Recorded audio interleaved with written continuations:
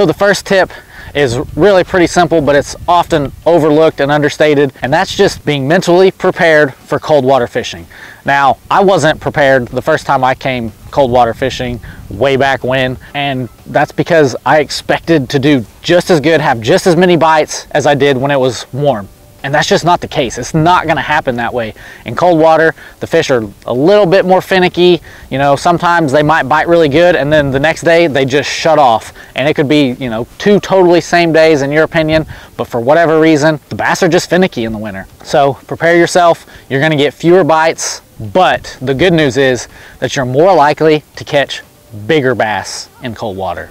The next tip I'm gonna offer you is about when to go. Now, like I said this morning, there was ice on the water, and here in Oklahoma, we don't ice fish. So I waited till the afternoon to come out here and fish and shoot this video. So I suggest that you do the same. Wait until a warmer part of the day. Now I'm still in the middle part of the day, not necessarily the warmest, but the water is gonna continue to warm up as I keep fishing. So hopefully that warming water will turn the bass on and they'll get a little bit hungry today. The next thing we're gonna talk about is where to go. Now, obviously I'm fishing in a pond and I tend to want to fish the warmest water in the pond. So typically that's actually shallow up near the bank, but that's not always the case. Sometimes, especially like right before a cold front or something, sometimes those fish will go down deep and you've got to, you know, slow down, use a drop shot or use something else and just fish them deep. So today I really don't know what's about to happen, but I'm excited to find out, so let's get to it. All right, so I'm standing on a little bit of a peninsula right now, and I picked this spot specifically because I know there's deep water on both sides relatively, and I've had success here in the past. Now, granted, it was a different species that we're targeting, but I know that if there's a little bluegill in this area, there's gonna be bass. So I'm gonna get to casting with first what I would call a search bait. And in the winter, I like to downsize my lures. So in the summer, I might be throwing like a spinner bait or something. Today, I'm actually gonna throw a Mepps or a rooster tail. So, you know, if it's got little fuzzies on it, doesn't matter the brand, but that's kind of my search bait today. I just wanna catch a fish. And then, you know, if I start catching a bunch of little fish or have several bites, then I might change to something else. But right now, I wanna find them. So I'm gonna use a moving lure that I can kind of adjust the speed and play with it.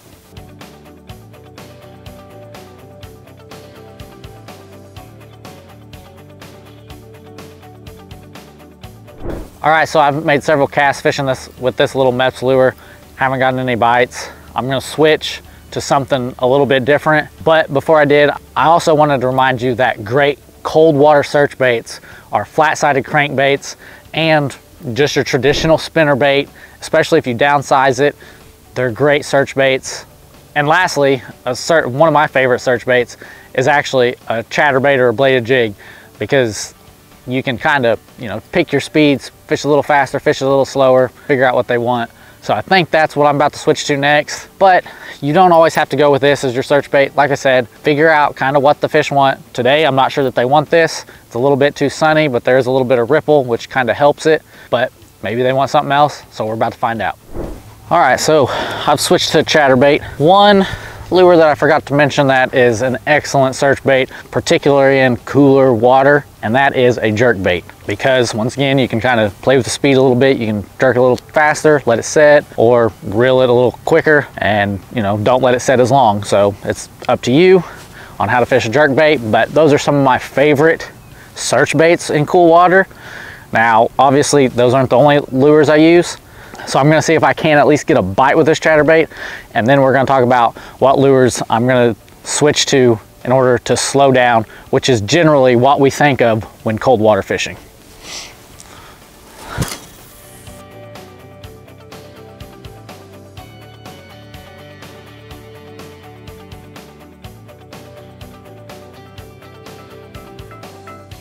All right, so we've done two things. I've eliminated that they probably don't want to move in bait right now for whatever reason. And two, I've thoroughly fished this area. So I can either come back here and fish a little bit slower lure, which is what I'm gonna do. And then if I'm not getting any bites, I'm gonna move to a different place and fish that slower lure. Some of the other lures that I like to use are a jig, or in a pond, I really like to use a Tokyo rig. It keeps it up out of that mucky silt just a little bit, but you can just let it set there and set there and then slowly rig it. And those are really the two lures that I like for slow fishing in a pond. But a couple rigs that I absolutely love fishing from the bank, fishing from kayak, fishing from boat, whatever it is, and that is the Wacky rig, my absolute favorite rig, hands down, period, which I've actually got it kind of rigged up here, as you can see. And then I've actually got it though on a drop shot today. Now typically I'm not a huge drop shot fan, but I just think the fish are going to be a little bit deeper and I'm gonna have to move a little bit slower, and I think this could be the ticket. But that's what fishing's all about. It's actually just kind of going through what you think's best and just keep on moving down the list. Now I like to cover water first just because I'm kind of impatient and I want to hurry up and get that bite, but sometimes it is better to actually start slow. Now obviously I didn't do that today, but we're about to find out if I should have.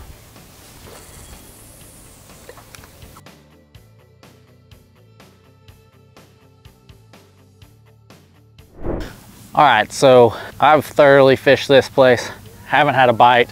We're gonna move on to a little bit different location on the pond. It's a fairly large pond, so I can walk around to the other side, see if we can't get a bite over there.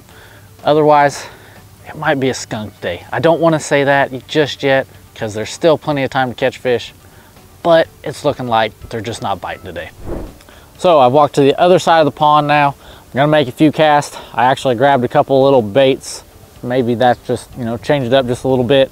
So we're about to see if I can't get a bite now. Now, the reason I came to this side specifically is because I think it's a little bit deeper. This hole especially, it's right up against the bank. And I know that to my left out here, it's a flat, very shallow. The pond is actually up a little bit. So I know for a fact that this is all a shallow flat, but obviously the dam is going to be the deepest, and so I'm hoping that that's where the bass are right now. There's a little bit of a shadow where they can hang out and hide. There's a lot of rocks here. There's just a lot of things going for this side that I think we should be able to get a bite over here.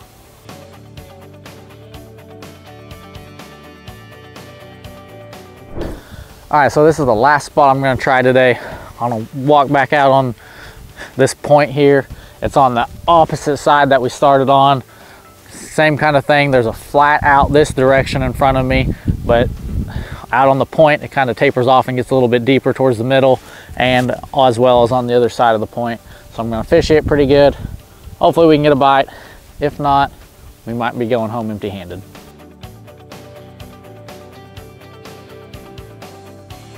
Well, I ended up breaking off, but the conditions just weren't quite right. Last week when I fished this pond, I caught two, but it was overcast. It was a little bit more windy, and we hadn't had a cold front just the day before. It was kind of on a warming trend where this is the very first day that's warming back up after the cold front that we just had, and it's clear blue skies, you know, super sunny. It's just not a fish catching kind of day. Not making excuses, just that's what I had to deal with today, and so I didn't figure them out today. However, that doesn't mean that this approach doesn't work, because I use this approach all the time when coming here. Like I mentioned last week, I caught two out of here.